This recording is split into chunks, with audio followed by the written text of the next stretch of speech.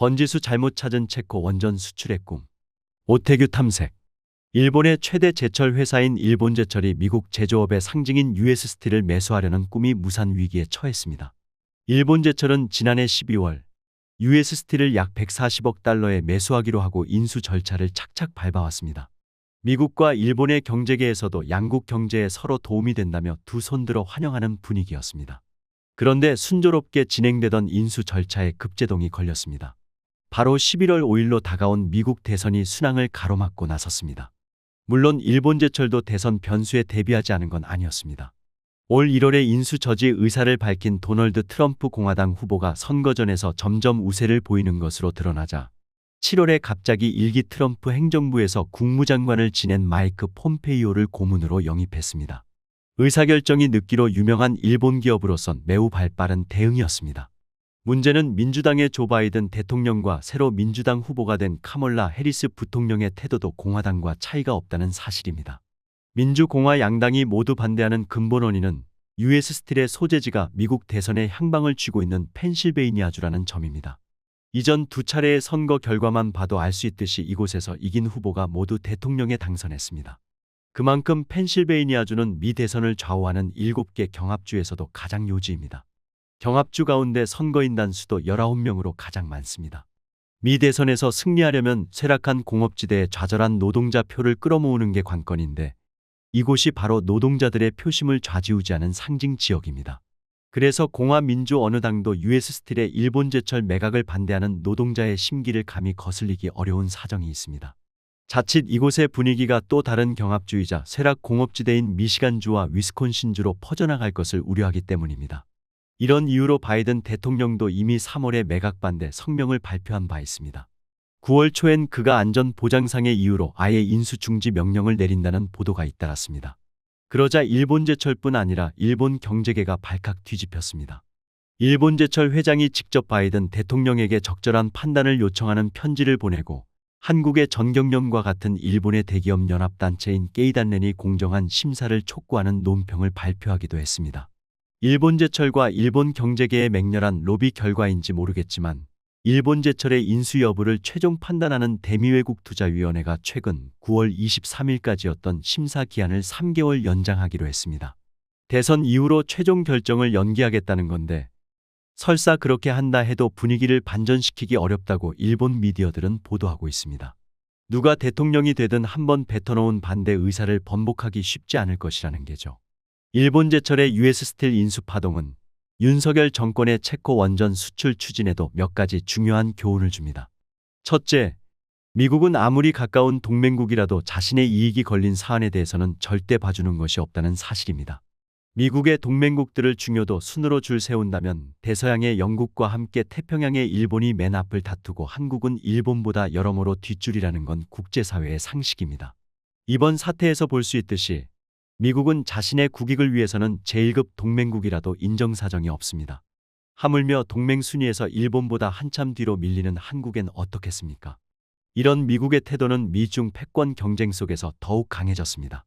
공화당이든 민주당이든 약간의 정도 차이는 있지만 본질은 같습니다.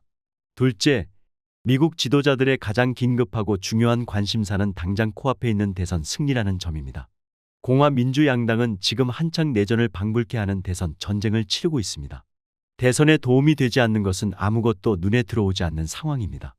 국내외의 많은 전문가들은 대선이 끝난 뒤에도 미국 정치의 이념적 양극화와 극단적 대결 분위기가 쉽게 해소되지 않을 것으로 전망합니다.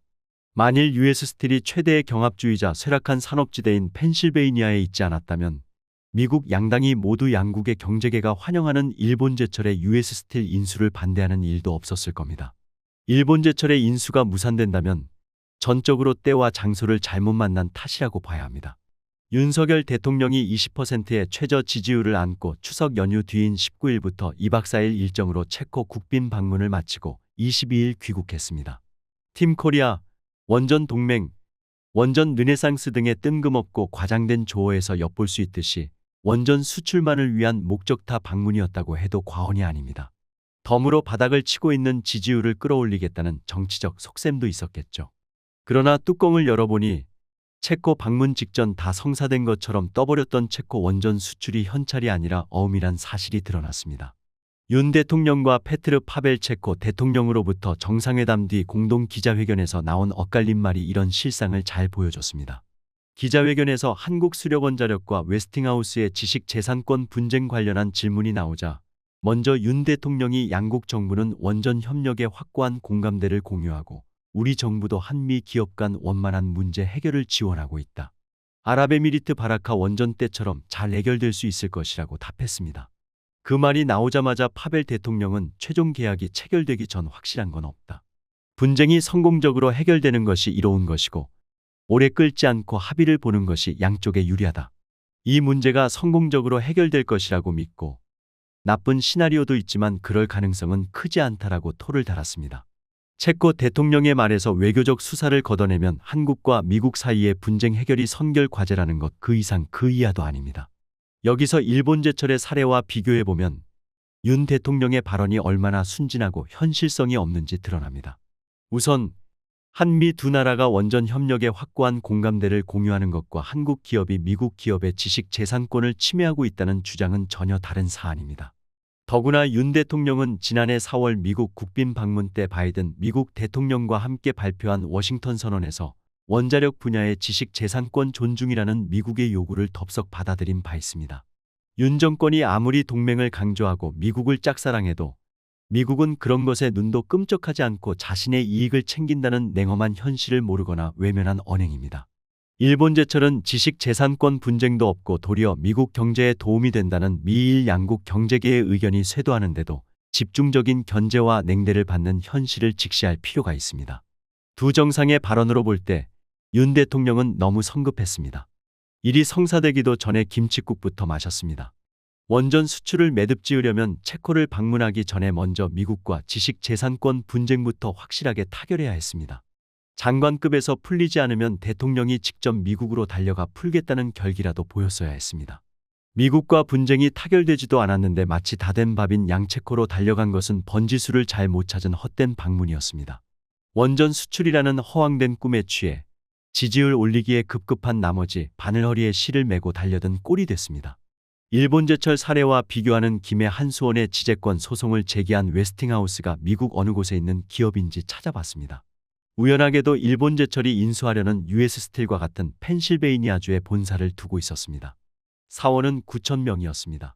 웨스팅하우스는 한때 가전제품도 생산하고 방위산업으로 명성을 날렸지만 현재는 원자력 전문기업으로 변신했습니다. 쇠락한 제조업인 제철 회사와 사정은 좀 다르겠지만 같은 펜실베이니아 소재 기업이라는 점에서 다른 곳보다 보호주의 정치 바람을 강하게 받지 않을까 하는 생각을 지울 수 없었습니다. 윤 대통령은 지난해 말 네덜란드 방문 때 반도체 동맹을 소리 높여 외쳤습니다. 그리고 불과 며칠 뒤 네덜란드의 반도체 장비회사 ASML은 최첨단 노광 장비를 삼성전자가 아닌 미국의 인텔에 맨 먼저 납품했습니다. 한국과 체코의 원전 동맹도 말만 요란할 뿐 전혀 실속이 없었던 네덜란드와의 반도체 동맹 짝이 날 가능성이 큽니다. 이번 윤 대통령의 체코 방문을 보면서 역시 잘하는 외교는 화려한 100번의 말이 아니라 한 번의 확실한 실리에서 나오는 것이라는 걸 다시금 실감합니다.